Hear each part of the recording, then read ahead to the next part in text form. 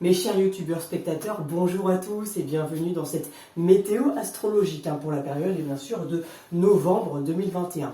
Alors on nous parle d'une nouvelle vague, de quoi? Une nouvelle vague de quoi? De dépression peut-être? De noirceur, de déprime dans le cœur des gens? Sans doute oui, parce que c'est vrai que ce mois-ci il y a pas mal de choses, avec ces énergies un peu, si on peut appeler ça un peu dark, un peu scorpion, un peu ténébreuses, qui vont remonter, qui vont faire ressurgir des choses et notamment des peurs.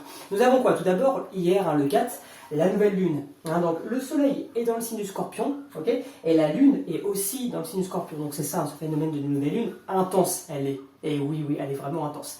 Elle va travailler pour moi déjà plus de 2 semaines. Elle va avoir une action assez costaud. Et il va y avoir des choses très importantes, bien sûr, par rapport à cette nouvelle lune. Quoi d'autre? Nous avons aussi le 5, donc aujourd'hui, au moment où je fais cette vidéo, Vénus qui est arrivée dans le signe du Capricorne, Et puis bien sûr, Mercure, donc c'est ce soir à, si je ne me trompe pas, 22h36, heure française bien sûr, Mercure, du coup, arrivera dans le signe du Scorpion, donc c'est pour ça que je l'ai déjà mis sur ma carte astrale. D'autres événements, parce que voilà, ça va continuer à bouger, bien sûr, il va y avoir d'autres choses. La Lune va continuer à faire son petit voyage, et arrivera dans le signe du Taureau le 19 novembre, d'accord? Et donc le Soleil sera dans le signe du Scorpion et la Lune dans le signe du Taureau. Donc une pleine lune assez intense et assez particulière. Pourquoi? Eh bien parce qu'elle n'est pas en éclipse totale, mais elle est en éclipse partielle. Donc au niveau de l'horaire, c'est 9h03. En astrologie, quand on parle d'éclipse, notamment dans l'astrologie énergétique, c'est très important parce qu'on sait que les influences sont longues. Là, pour moi, l'influence de cette pleine lune, ça va pas être 2 semaines, ça va être 6 mois, voire plus. Au niveau des effets sur Terre, au niveau des effets sur nos corps et sur tous nos corps en général. Vous me suivez, vous voyez l'intensité qu'il peut y avoir. Donc ça va travailler plus de 6 mois par rapport à cette pleine lune. Donc bien sûr, je ferai des vidéos sur ça, parce que ça va être important. Le 22. Le 22, le soleil arrivera dans le signe des Sagittaires, donc ça va raviver un peu cette petite flamme, cette flamme d'hiver, cette flamme immortelle, phénix, qui a besoin de peps. Et le 24, nous aurons Mercure, qui pareil, arrivera aussi dans le signe du Sagittaire.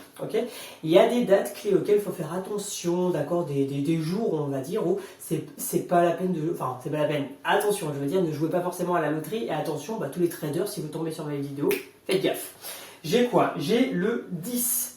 Le 10 novembre, nous avons quand même Mercure et aussi Mars, oui, les deux qui sont en carré à Saturne. Donc voilà, là clairement, il faut faire attention, mais pas que le 10 et aussi le 20 novembre. On a aussi Mercure qui, cette fois-ci, est en carré à Jupiter. D'accord, donc voilà, c'est quand même des dates clés qui montrent sur lesquelles il faut faire attention, notamment sur ces plans-là. Et le 13, ça ne sera pas un vendredi, ça sera un samedi.